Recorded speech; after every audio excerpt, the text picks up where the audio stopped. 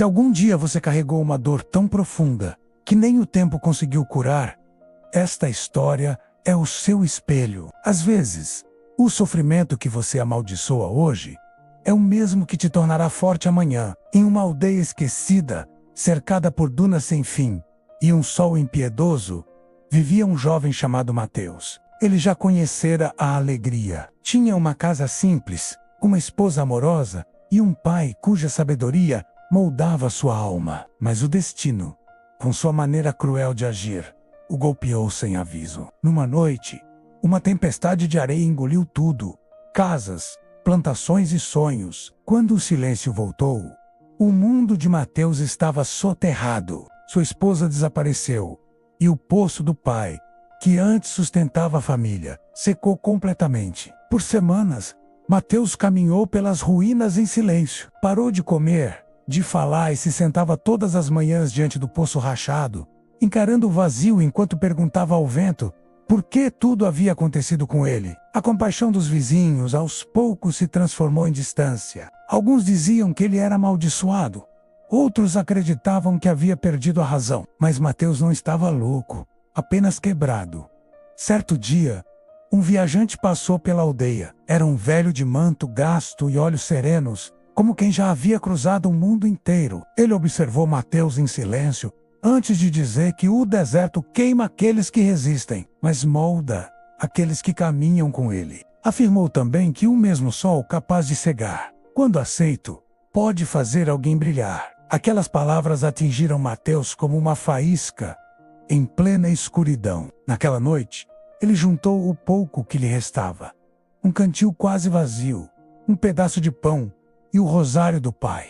Partiu sem saber para onde ir. Só tinha certeza de que ficar parado o mataria, enquanto seguir adiante talvez o salvasse. O deserto não teve piedade. Os dias queimavam a pele, as noites congelavam os ossos, a fome e a sede pareciam gritos constantes dentro do corpo. Muitas vezes Mateus caiu de joelhos, à beira de desistir, mas a lembrança das palavras do velho sempre o impulsionava a continuar caminhando. No 7º dia, Mateus tropeçou em uma caravana destruída e silenciada pela violência. Somente o choro fraco de um menino de cerca de 10 anos quebrava o ar parado. Ao seu lado, o pai da criança mal respirava. Sem hesitar, Mateus ofereceu suas últimas gotas de água e colocou o homem ferido nas costas. O menino o seguiu entre soluços e orações. Eles caminharam quilômetros até encontrar um pequeno oásis com uma tribo. Assim que chegaram, Mateus desabou. Ao despertar no dia seguinte, descobriu que o homem ainda estava vivo. O menino o abraçou agradecido, dizendo que ele havia salvado seu pai. Pela primeira vez em muito tempo, algo reacendeu dentro de Mateus: propósito. Antes de ir, o homem que ele carregara disse que nunca se esquecesse daquela travessia. Afirmou que a dor não era sinal de fraqueza, mas de preparação para a grandeza. Naquela noite, Mateus chorou em silêncio. Percebeu que o fardo que acreditava ser um castigo era na verdade um teste invisível. O deserto não estava ali para destruí-lo, mas para forjá-lo. Ainda assim, a caminhada continuou dura. Durante as semanas enfrentou dunas traiçoeiras e miragens que o tentavam a voltar. A solidão pesava até que o horizonte gritou. Uma tempestade brutal o engoliu por completo. O vento cortava como lâminas.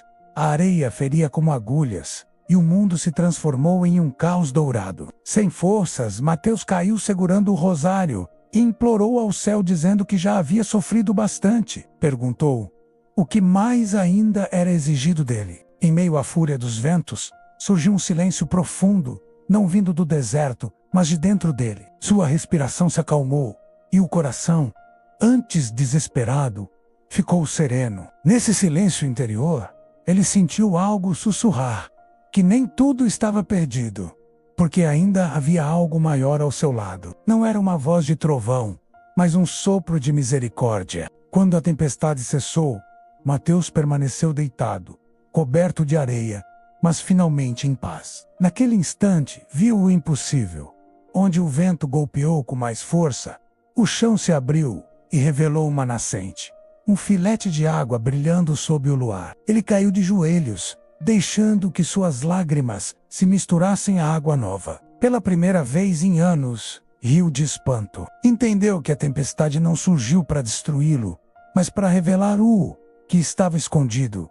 Ali construiu uma pequena cabana e permaneceu. Com o tempo, viajantes começaram a parar no local em busca de água. A história do homem que encontrou esperança gerou uma comunidade ao redor do oásis. Deram-lhe o nome de a Fonte da Paciência. Quando perguntavam como ele havia encontrado aquele lugar, Mateus respondia com serenidade que não fora ele quem encontrou a nascente, e sim a tempestade que a revelou. Ele passou o resto da vida em gratidão, não porque sua dor desapareceu, mas porque ela o transformou. Aprendeu que as feridas não são sinais de fraqueza, mas mapas da alma em reconstrução. Às vezes, o que parece um fim é apenas o início de um novo caminho.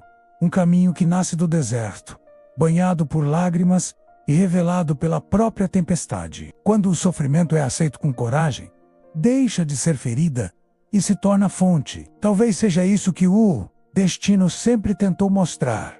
A força não nasce do conforto, mas da travessia. Se essa mensagem tocou seu coração, compartilhe para que ela chegue ainda mais longe. Inscreva-se no canal, ative o sininho e continue caminhando comigo. Ainda há muito a ser descoberto. Quero ouvir sua história também. Deixe nos comentários como estas palavras ressoaram dentro de você e como tem sido sua busca por paz e equilíbrio. Seguiremos lado a lado nessa jornada de despertar e cura. Tudo isso ainda está só começando.